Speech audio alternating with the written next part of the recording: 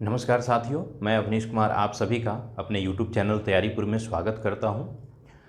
इस क्लास में हम या इस सेशन में हम बात करेंगे बच्चों से रिलेटेड एक प्रॉब्लम की, एक डिसऑर्डर की, जिसका नाम है ADHD, जिसका फुल नेम है attention deficit hyper activity disorder. देखिए होता क्या है ADHD। ADHD एक न्यूरो डेवलपमेंटल क्या है, डिसऑर्डर है, जो चाइल्डहुड में देखने को मिलता है बच्चों में। ठीक है, आपके घर में भी बच्चे होंगे। बच्चे बहुत चंचल होते हैं, सब जानते हैं कि बच्चे का स्वभाव क्या होता है, काफ़ी चंचल होता है। ठीक है, उसमें हो सकता है कि कुछ बच्चे ऐसे हैं जिसमें ओवर एक्टिविटी के कुछ लक्षण आपको देखने को मिलते होंगे। तो आप क्या करते हैं, ऐसे बच्चों को नज़रअंदाज कर देते हैं कि ये बचपना है जिसकी वजह से वो उसमें क्या है, ओवर एक्टिविटी है। या फिर अगर वो किसी चीज़ पे ध्यान नहीं दे पा रहा हो लंबे समय तक, या इवन 10 से 15 मिनट भी ध्यान नहीं दे पा रहा हो, या किसी कार्य में क्या होता है वो इन्वॉल्व नहीं हो पा रहा हो, तो ऐसे कंडीशन में क्या होता है कि आप समझते हैं कि चूंकि बच्चा है, बचपना है, इसीलिए इस तरह की उसमें उसके स्वभाव है या फिर इस तरह की टेंडेंसी उसमें है, क्योंकि हर बच्चे में होता है। एक्सेप्शन है, कुछ बच्चे शांत होते हैं। ठीक, तो ऐसे कंडीशन में क्या होता है कि आप समझ नहीं पाते कि क्या आपके बच्चे में भी किसी तरह की कोई अटेंशन से रिलेटेड डिसऑर्डर तो नहीं है, या फिर उसमें किसी तरह की कोई हाइपर एक्टिविटी डिसऑर्डर तो नहीं है। तो इस क्लास में, इस सेशन में हम आपको बताएंगे कि किस तरह से आप पहचानेंगे कि आपके बच्चे को क्या अटेंशन डेफिसिट की या फिर हाइपर एक्टिविटी या इम्पल्सिविटी की डिसऑर्डर तो नहीं है। तो उसके लिए आपको क्या करना होगा, कुछ जो संकेत होते हैं, कुछ जो लक्षण होते हैं, उसको क्या करना होगा, समझना होगा, जानना होगा। आप इस लक्षण को जानेंगे, इस जो भी सिम्टम्स हैं, जब उसको आप जान जाएंगे तभी क्या कर पाएंगे, आप अपने बच्चे का बेहतर ढंग से आप समझ पाएंगे, अंडरस्टैंडिंग आप में होगी कि क्या आपके बच्चे में ये प्रॉब्लम तो नहीं है, और अगर प्रॉब्लम है तो इसका क्या डायग्नोसिस होगा, या किस तरह से आप इसको मैनेज करेंगे, क्या ट्रीटमेंट देंगे। ठीक है, तो आइए हम लोग बात करते हैं, इसके कुछ लक्षण को देखते हैं, उस पर बात करते हैं। ठीक है, सबसे पहले तो देखिए फुल नाम क्या है, ADHD, जिसको बोलते हैं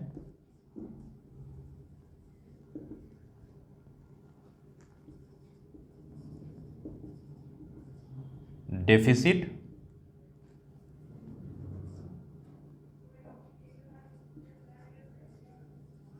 हाइपर एक्टिविटी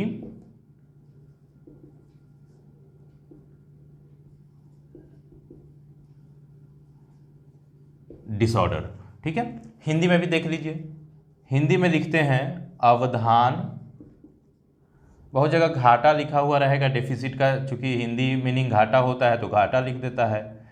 न्यूनता,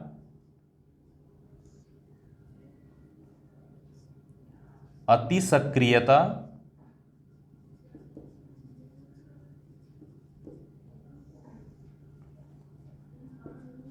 विकार।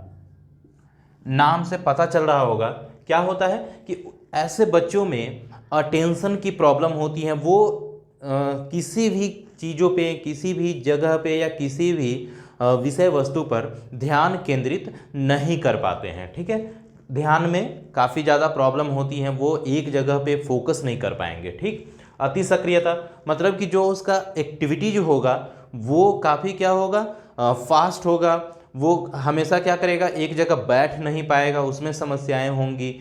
वो कोई भी कार्य आप दे देंगे उसमें क्या करेगा, उसको इतना उसमें ज़्यादा मूवमेंट होगा बच्चे में कि वो कार्य को बेहतर ढंग से नहीं कर पाएगा। वो उछल कूद के, आप देख सकते हैं कुछ ऐसे बच्चे होंगे जो काफ़ी ज़्यादा उछल कूद करते हैं। आप बैठा दीजिएगा टेबल पे, लेकिन टेबल पे नहीं बैठेगा, कभी टेबल पे चढ़ जाएगा, कभी वहाँ से जंप करेगा, कभी सीढ़ी पे चला जाएगा, फिर सीढ़ी पर से स्लाइड करने की कोशिश करेगा। आप कोई सामान धरा देंगे तो उस सामान से खेलना शुरू करेगा, खेलते खेलते तोड़ देगा उसको। ठीक है, आप रिमोट दे देंगे, रिमोट से वो इतना ज़्यादा उसको छेड़छाड़ करेगा, रिमोट तोड़ देगा।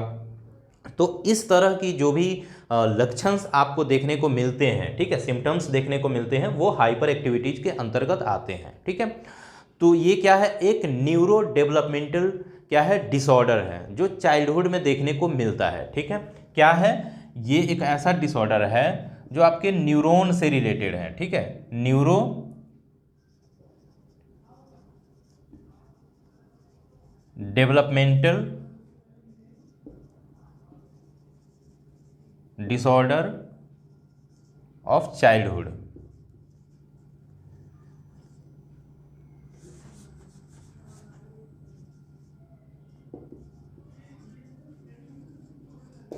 ठीक, चलिए अब देखते हैं इसके सिम्टम्स की तरफ बढ़ते हैं, ठीक है। तो इसके जो सिम्टम्स होते हैं वो तीन पहलुओं में आपको देखने को मिलते हैं, तीन फेजेज में। पहला जो होता है कि उसके अवधान में, ठीक है, मुख्य रूप से क्या होगा, वो इन अटेंशन के उसमें क्या होंगे, गुण होंगे, ठीक है। किसमें, तो उसको बोलते हैं प्री डोमिनेंटली इन अटेंशन के गुण होंगे, ठीक है। जो उसके लक्षण देखने को मिलते हैं, सिम्टम्स जो होते हैं, लक्षण वो मिलते हैं किस में,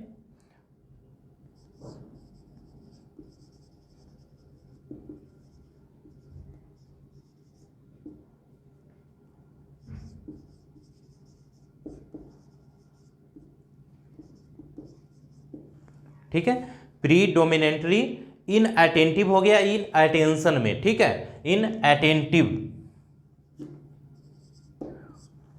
क्या होगा कि वो मुख्य रूप से वो क्या होगा, अवधान की न्यूनता, ठीक है। अब देखिए इसमें किस तरह के सिम्टम्स, किस तरह के लक्षण बच्चे में देखने को मिलेगा, वो क्या होगा, चीज़ों को दैनिक जो भी कार्य होते हैं, ठीक है, क्लासरूम के जो भी कार्य होंगे, एक बच्चा अगर क्लासरूम में है, उसको कोई भी कार्य दिया जा रहा है या कुछ भी बातें हो रही हैं क्लासरूम में, क्या होगा, वो बहुत आसानी से उसको भूल जाएगा, ठीक है, उसको याद नहीं रख पाएगा, ठीक। तो इसमें क्या होगा, भूलने की सिम्टम्स भूलने की लक्षण देखने को मिलेगा। उसके बाद क्या होता है कि वो लापरवाह बहुत ज़्यादा हो जाएगा, ठीक है, और अनावश्यक क्या होगा, वो जोखिम लेने की कोशिश करेगा। लापरवाह होगा मतलब कोई भी कार्य आप देंगे उसको वो बेहतर ढंग से नहीं करेगा, ठीक है, काफ़ी लापरवाही से कार्य करेगा, ठीक। उसके बाद क्या होता है, तो वो दूसरों के साथ वो बातें करने में, दूसरों के साथ मिलने में, दूसरों के साथ टाइम बिताने में उसको क्या होती है, काफ़ी ज़्यादा परेशानी होती है, ठीक है। साथ ही साथ क्या होता है कि किसी भी कार्य या गतिविधियों को वो क्या करेगा, व्यवस्थित ढंग से करने में क्या होगा, उसको परेशानी होगी। किसी भी कार्य को बेहतर ढंग से एक सिस्टमैटिक वे में करने में उसको बहुत ज़्यादा क्या होंगी, परेशानी होने लगेंगी, ठीक है। साथ ही साथ क्या होगा कि वो ध्यान किसी भी जगह पे वो केंद्रित कर ही नहीं पाएगा, ठीक है। तो इसमें भी क्या होगा, ध्यान केंद्रण की प्रॉब्लम होंगी, ठीक है,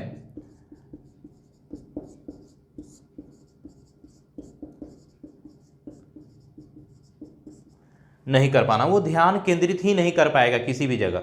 और जब ध्यान केंद्रित नहीं कर पाएगा, आप मान लीजिए कि आप किसी से मिलते हैं, किसी से मिलते हैं तो क्या होता है, आप उससे बातें कर रहे होते हैं, बातें कर रहे होते हैं, वो कुछ पूछते हैं, आप उसका जवाब देते हैं, फिर आप कुछ पूछते हैं, वो जवाब देते हैं, एक तरह से कम्युनिकेशन हो रहा है, बातें हो रही हैं, ठीक। तो क्यों हो रही है, क्योंकि आप उसकी बातें सुन रहे हैं। यहाँ पे क्या होता है ऐसे बच्चों के साथ कि जब आप उससे बातें करेंगे ना, तो वो एक बार में सुनेगा ही नहीं, क्योंकि उसका ध्यान नहीं है। हो सकता है बाद में पूछेगा, फिर से बोलिए तो क्या बोले थे।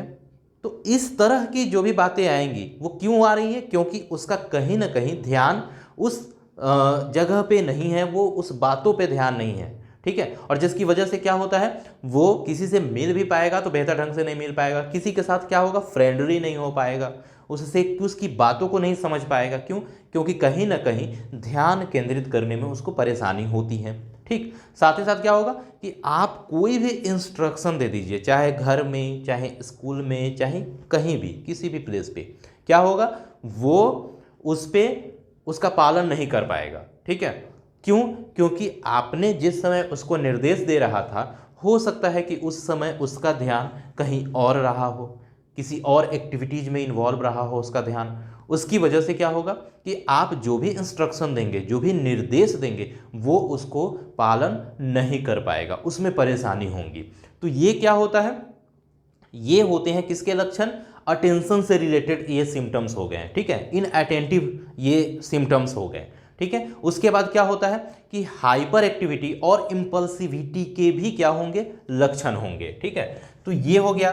दूसरा होता है जिसको बोलते हैं प्री डोमिनेंटली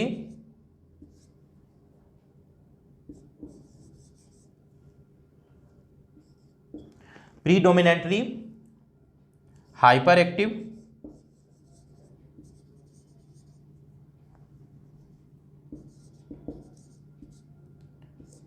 इम्पल्सिविटी।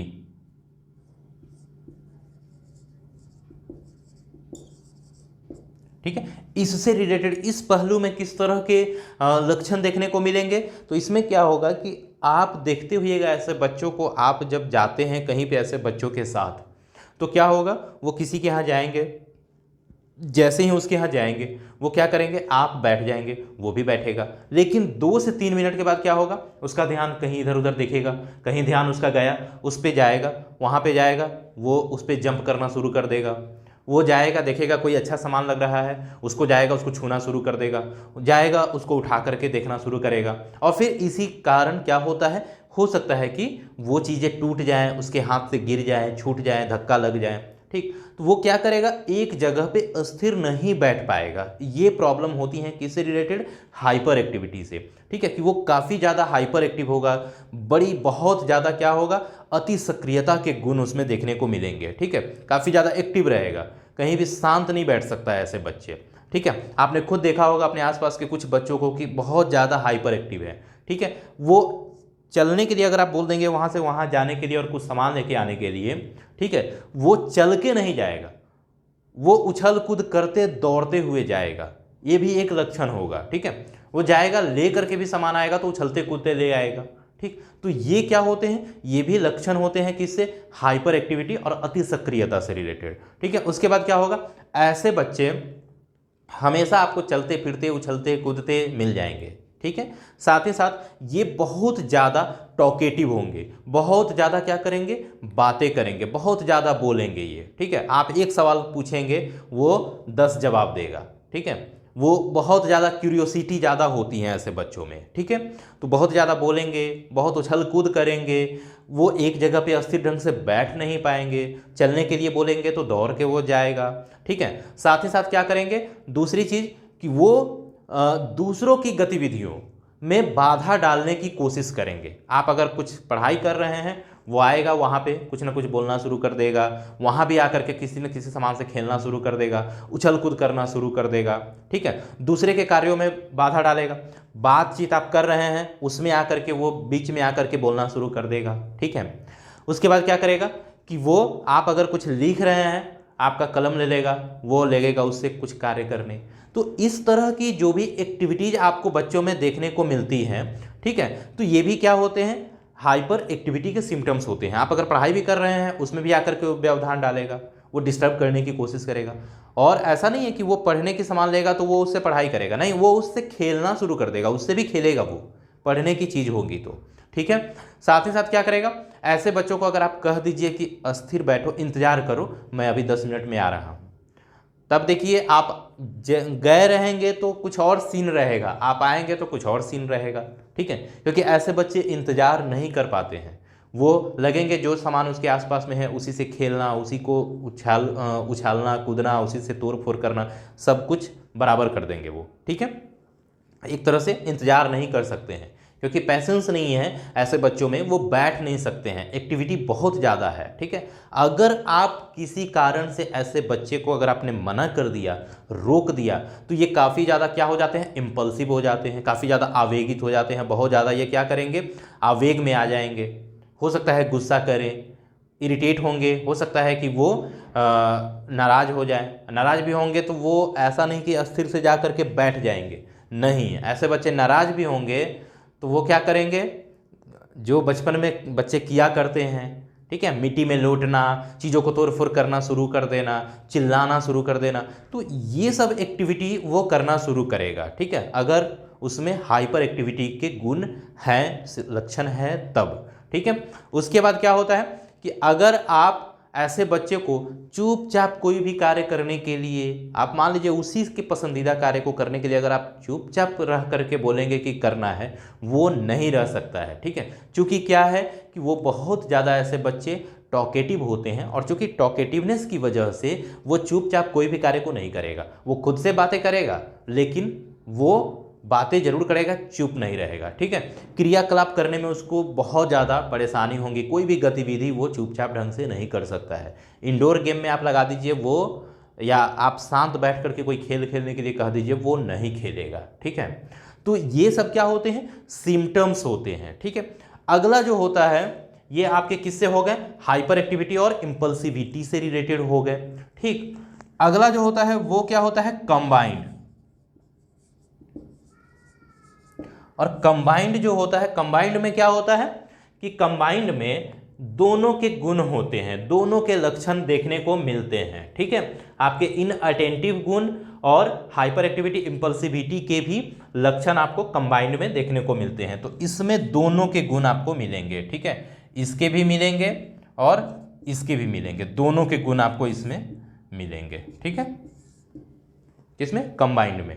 ठीक, तो अब देखिए ये चीज़ें आपने देखा, आप देखिए इसका कारण क्या हो सकता है, क्यों ऐसे बच्चे हो जाते हैं, बच्चों में इस तरह की जो भी सिम्टम्स आते हैं या जो ये डिसऑर्डर है ये बच्चों में होने का कारण क्या है। ठीक है, तो देखिए कॉज में बातें जब करेंगे कॉज की, तो देखेंगे कि एक तो आपने देखा कि ये चूंकि न्यूरो डेवलपमेंटल डिसऑर्डर है। ठीक है, तो कहीं ना कहीं ये किससे रिलेटेड है, इसके कॉज में या क्यों होते हैं ये बीमारी। ठीक है, एक तो क्या है, न्यूरल है, न्यूरॉन की वजह से होता है। ठीक है, दूसरा कारण होता है जन्म के समय, उसमें क्या होता है, किसी प्रकार की जन्म में जटिलता आना या किसी प्रकार की क्या होना,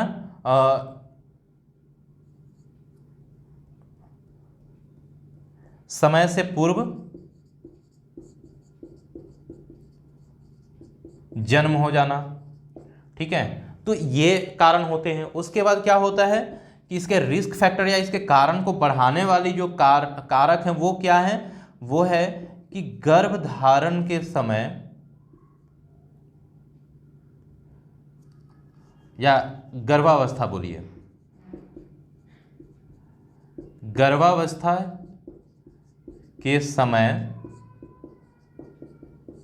माँ, अब देखिए इसमें क्या है कि अगर माँ जिस समय बच्चे गर्भ में होते हैं उस समय अगर माँ किसी प्रकार की बहुत ज़्यादा ड्रग्स का यूज करती है, ड्रग्स मीन्स मेडिसिन, और मेडिसिन में खास करके जो पेन किलर होते हैं उस प्रकार के मेडिसिन, उसके बाद अगर किसी प्रकार की नशा करते हैं, अल्कोहल, धूम्रपान, ये सब करते हैं, या फिर किसी तरह का इन्फेक्शन हो जाता है, उसके साथ साथ क्या है, किसी तरह की चोट लगती है, या फिर अगर कुपोषित हो जाते हैं बच्चे। ठीक है, जन्म से पहले अगर माँ को प्रॉपर पोषण नहीं मिलता, वैसे कंडीशन में भी क्या होते हैं, ये डिसऑर्डर ADHD होने के चांसेस बढ़ जाते हैं। ठीक है, उसके बाद जब जन्म के बाद में क्या है कि अगर किसी तरह का चोट लगता है उसके मस्तिष्क में, या उसके बाद क्या होता है, अगर वो उसको किसी तरह की ट्रॉमा होता है, किसी तरह का उसको प्रॉपर पोषण नहीं मिलता, तो ये सब क्या होते हैं, कारण हो जाते हैं किसके, ADHD के। ठीक है, अब आइए हम लोग बात करते हैं कि ADHD के बच्चे अगर आपके क्लास में हैं, या आपका लड़का या आपका बच्चा ADHD, चूँकि सिम्टम्स मैंने बताएं, इस आधार पे अगर आपको लगता है कि आपके बच्चे में ADHD के सिम्टम्स हैं, हो सकता है ADHD है, तो ऐसे कंडीशन में आप क्या करेंगे। ठीक है, आप कैसे ऐसे बच्चों को हैंडल करेंगे, क्या मैनेजमेंट टेक्निक आप अप्लाई करेंगे। ठीक है, तो आइए कुछ मैनेजमेंट की बातें बता देते हैं।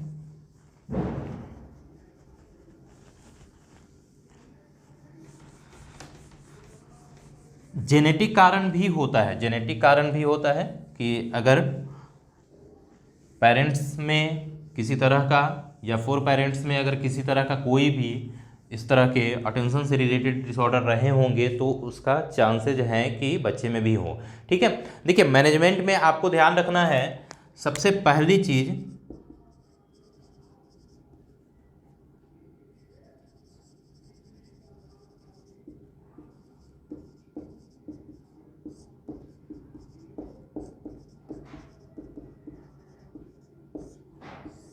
ठीक है। उपचार एवं प्रबंधन, सबसे पहले आप क्या करेंगे कि ऐसे बच्चे को आप हमेशा क्या करेंगे, पॉजिटिव बिहेवियर पे ध्यान देना, ठीक है। कि देखिए वो गलत कर रहा है, अगर किसी तरह का गुस्सा जैसा बिहेव कर रहा है, अगर आपको लगता है ध्यान नहीं दे रहा है, लेकिन उन सब के बीच में अगर आपको लगता है कि आपके बच्चे ने कुछ अच्छा कार्य किया है, ठीक है, या कुछ अच्छा एक्टिविटी किया है, ठीक है, तो आप उसको क्या करेंगे, आप उसको प्रोत्साहित करेंगे, आप उसको क्या करेंगे, प्रॉपर फीडबैक उसी समय देंगे। अगर वो कोई पॉजिटिव या अच्छा बिहेव किया है या कोई अच्छा एक्टिविटी किया है, ठीक है, तो आप उसको क्या करेंगे, उस पर ध्यान देते हुए आप उसको प्रॉपर फीडबैक देंगे, प्रॉपर क्या करेंगे, उसके लिए उसको रिवॉर्ड देंगे। इससे क्या होगा कि जो उसका पॉजिटिव बिहेवियर है वो क्या होगा, कंसोलिडेट होगा, वो क्या होगा, वो उसको रिपीट करेगा, बार बार उसको करने की कोशिश करेगा, क्योंकि उससे क्या मिला है, उसको फायदा मिला है। दूसरी चीज़ है कि ऐसे बच्चों में चूंकि एनर्जी का लेवल हाई होता है, इसी की वजह से हाइपर एक्टिविटी होते हैं, तो ऐसे बच्चों की जो एनर्जी है आप उसको चैनलाइज करने की कोशिश करिए, ऐसे कार्यों में इन्वॉल्व करने की कोशिश करिए कि वो क्या कर पाए, अपने एनर्जी को बेहतर ढंग से कहीं अदर एक्टिविटी में यूटिलाइज उसको कर पाए, ठीक है। ये ध्यान रखना है। जैसे मान लीजिए कि आपका बच्चा मान लीजिए बहुत ज़्यादा हाइपर एक्टिव है, ठीक है, तो आप उसको बोल सकते हैं कि आप आज से क्या करेंगे, डेली गार्डन में एक फ्लावर उसी को बोलेंगे लगाने के लिए, आप एक पौधा लगाइए और इस पौधे को आपको कंटिन्यू 3 महीने तक देखभाल करनी है, और देखभाल जब आप इसको कर लेंगे, ये पौधा बड़ा होगा, लग जाएगा पौधा, तो आपको इसके बदले एक कोई भी आप कह सकते हैं कि हाँ इसके बदले इंसेंटिव्स कुछ भी दिया जा सकता है, आप कुछ भी उसको रिवॉर्ड दे सकते हैं, ठीक है। तो इस ढंग से क्या करेगा कि बच्चा जा करके उसमें इन्वॉल्व होगा, गार्डनिंग करने की कोशिश करेगा, वहाँ पे इन्वॉल्व होगा, वहाँ पे वो कुछ कार्य करेगा, ठीक है। तो इस ढंग से आप उसको बोल सकते हैं। साथ ही साथ मान लीजिए आपका बच्चा बहुत ज़्यादा हाइपर एक्टिव है, तो आप उसको किसी अदर एक्टिविटीज़ में, पढ़ाई के अलावा किसी अदर, आप देख लीजिए कि इस बच्चे का एरिया ऑफ इंटरेस्ट क्या है। आपको लगता है कि ऐसे बच्चे की जो एरिया ऑफ इंटरेस्ट है वो हो सकता है कि ये स्विमिंग में अच्छा कर ले, हो सकता उसको पानी से लगाव है, हो सकता है ऐसे बच्चे को म्यूजिक या डांस में अच्छा लगता हो, तो आप क्या करेंगे, उसकी जो हाइपर एक्टिवनेस है, उसकी जो एनर्जी है, उसको क्या करेंगे, आप दूसरे जगह पे लेकर के जाएंगे। तो इससे क्या होगा कि बालक जाएगा वहाँ पे, बच्चा वहाँ जाएगा, वहाँ पे स्विमिंग करेगा या फिर डांस करेगा, तो उसका एनर्जी क्या होगा, लो होगा, और फिर आएगा तो वो क्या करेगा, रेस्ट मांगेगा, रेस्ट करेगा, तो फिर क्या होगी, उसकी जो एक्टिवनेस है, हाइपर एक्टिवनेस है, वो क्या होंगी, चैनलाइज होंगी और धीरे धीरे कम होंगी। तो जो अनडिजायरेबल बिहेवियर है वो क्या करेगा, बच्चा कम करेगा, ये ध्यान रखना है। इसके साथ ही साथ क्या करने हैं कि अगर किसी प्रकार की आप अगर बच्चे के रूटीन में, उसकी जो रूटीन है उसमें अगर चेंज करते हैं, चाहे घर पे या फिर इधर स्कूल में, अगर आप किसी तरह की उसके रूटीन में चेंज कर रहे हैं, तो आपको इसको बच्चे को पहले बताना है कि ये रूटीन में चेंज होने वाला है और इस टाइम से होने वाला है, तो आप इसके लिए वेल प्रिपेयर्ड रहिए, आपको इसके लिए तैयार रहना है, ठीक है। तो ये भी फ़ायदा करता है ऐसे बच्चों को मैनेज और हैंडल करने में, ठीक है। ऐसे टीचिंग मेथड का आपको सिलेक्शन करना है जिसमें कि बच्चे का इंटरेस्ट हो। ऐसा अगर आप चूँकि जो एडल्ट होते हैं उनका भी अगर चूँकि अगर उनको किसी कार्य में रुचि नहीं होता, तो वो क्या करते हैं, उस कार्य को बेहतर ढंग से नहीं कर पाते। तो जो जो बच्चे में इस तरह के सिम्टम्स हैं, तो उनका क्या होगा, आप सोच सकते हैं कि ऐसे बच्चों को अगर किसी कार्य में लगा रहे हैं जो कहीं ना कहीं इंटरेस्टिंग नहीं है, तो ऐसे बच्चे उस कार्य में इन्वॉल्व रह ही नहीं पाएंगे, तो शैतानी करेंगे ही करेंगे। क्लासरूम में अगर बच्चा हाइपर एक्टिव होता है या किसी तरह की शैतानी करता है, किसी तरह की बदमाशी करता है, तो गलती सिर्फ और सिर्फ बच्चे की नहीं है, कहीं ना कहीं स्कूल की, टीचर की, और जो सिस्टम है या जो आपने मेथड अप्लाई कर रहा है पढ़ाने के लिए किया है, उसकी भी गलती हो सकती है, ठीक है, कि वो इंटरेस्टिंग नहीं है। तो जाहिर सी बात है कि हर बच्चे उस तरह के करेंगे। जब इवन कॉलेज और यूनिवर्सिटी के स्टूडेंट अच्छे मेथड नहीं होने पे, टीचिंग मेथड, वो बंक मार जाते हैं या फिर वो अटेंडेंस बना करके भाग जा सकते हैं, तो छोटे बच्चे का तो खैर कहना ही क्या है, वो तो करेंगे ही शैतानी, भाग नहीं पाएंगे लेकिन बदमाशी तो करना शुरू कर देंगे वो, ठीक है। तो आपको एक बेहतर टीचिंग मेथड को अप्लाई करना है, ठीक है, जिसमें कि बच्चे इन्वॉल्व होकर के देखें, ठीक है। आप कुछ क्रियाकलाप करके पढ़ा रहे हैं, कुछ एक्टिविटी करके पढ़ा रहे हैं, कुछ डेमोन्स्ट्रेट करके पढ़ा रहे हैं, प्रदर्शित करके पढ़ा रहे हैं, तो बच्चे क्या होंगे, एक तरह से बंध के रहेंगे, ठीक है, और वो देखेंगे, उनको मजा आएगा, तभी बच्चे शांत रहेंगे और पढ़ाई कर पाएंगे। तो ये आपको मेथड पे बात करनी कार्य करनी होंगी, ठीक है। साथ ही साथ कोशिश करना है कि बच्चे को लगातार बिजी न रखें, ठीक है। अगर आपको लगता है कि 45 मिनट का पीरियड बच्चों के लिए ज़्यादा हो रहा है, तो आप उसको थोड़ा छोटा कर दीजिए, आप आधे घंटे का कर दीजिए, आधे घंटे में आप 2-3 टेक्निक के माध्यम से पढ़ा दीजिए। तो बच्चे क्या होंगे, अपने आप को बोर फील नहीं कर पाएंगे, अधिक समय तक बिजी रहेंगे। तो जाहिर सी बात है कि बच्चे में क्या होगा, कार्य के प्रति जो उसकी कह सकते हैं कि रुचि है, ठीक है, निरस्ता है, वो बढ़ेगी, रुचि कम हो जाएगी, ठीक। तो इससे भी क्या होते हैं, बच्चे कहीं ना कहीं वो एक्टिवनेस शो करने लगते हैं, ठीक है, उब जाएंगे। तो जाहिर सी बात है कि वो कुछ ना कुछ बहाना ऐसा करना चाहेंगे जिससे कि आप कहीं ना कहीं उस पर ध्यान दें, ठीक है, इसीलिए ऐसा करते हैं बच्चे।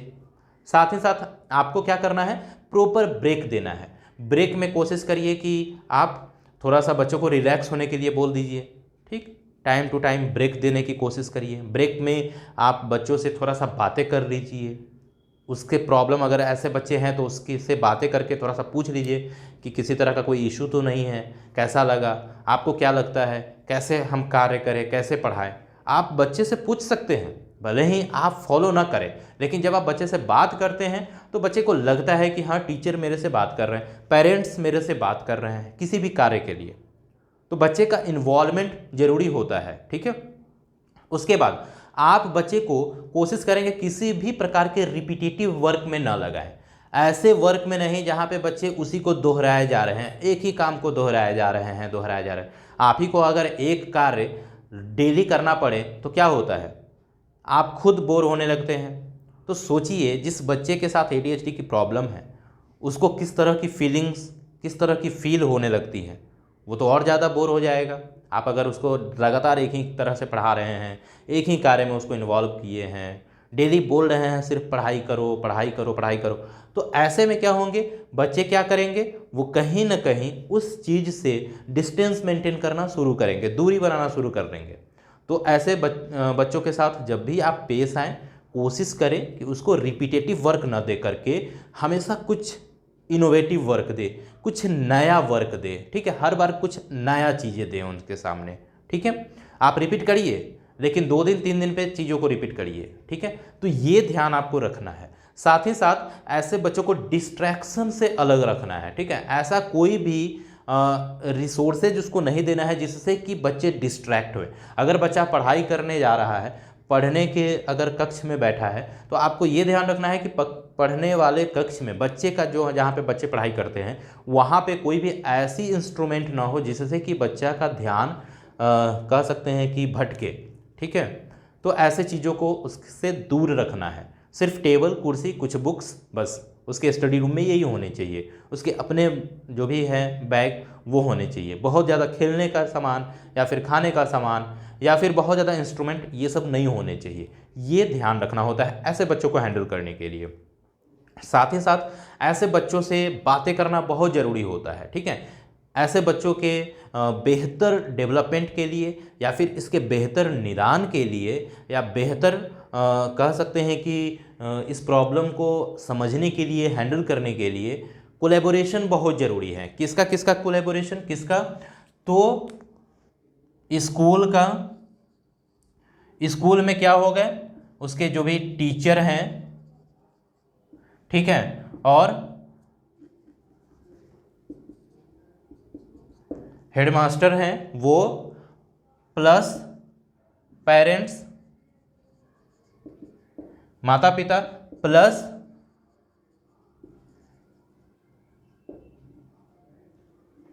काउंसलर।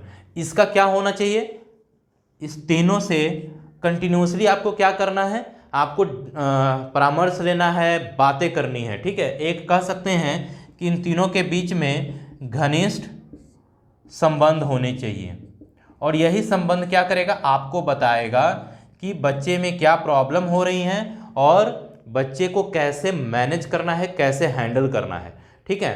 कि आप जब टीचर स्कूल या टीचर से जब बात करेंगे, पेरेंट्स अगर मिलेगा तो क्या होगा कि आपको पता चलेगा कि स्कूल में इसकी किस तरह की एक्टिविटी करता है ये। पेरेंट्स, आप जब बातें करेंगे, पेरेंट्स का अपना एक स्टैंडर्ड होगा कि बच्चे स्कूल में इस तरह की गलती करते हैं, इस तरह की एक्टिविटी करते हैं, और घर पे कुछ अदर एक्टिविटी करते हैं, और इनका क्या होगा, ये मैनेज करेंगे। इनके दोनों सिचुएशन में जो भी वर्क वो कर रहे हैं, एक्टिविटी कर रहे हैं, उसको क्या करेंगे, ये समझेंगे और फिर क्या करेंगे, उसको काउंसिल करेंगे, उसका ट्रीटमेंट करेंगे, उसको मैनेज करने की कोशिश करेंगे। तो ये आपको ध्यान रखना होता है, ठीक है, ऐसे बच्चों को हैंडल करने में। साथ ही साथ कोशिश ये होती है कि ऐसे बच्चों से आप रेगुलरली बात करते रहें। ऐसा नहीं होना चाहिए कि हाँ आपके बच्चे क्या कर रहे हैं आपको पता ही नहीं है। स्कूल में आप बिल्कुल, स्कूल भेज तो देते हैं लेकिन स्कूल में क्या करता है उसके बारे में बिल्कुल आप अवेयर नहीं रहना चाहते हैं, या फिर आप स्कूल में जा कर के बात नहीं करते हैं।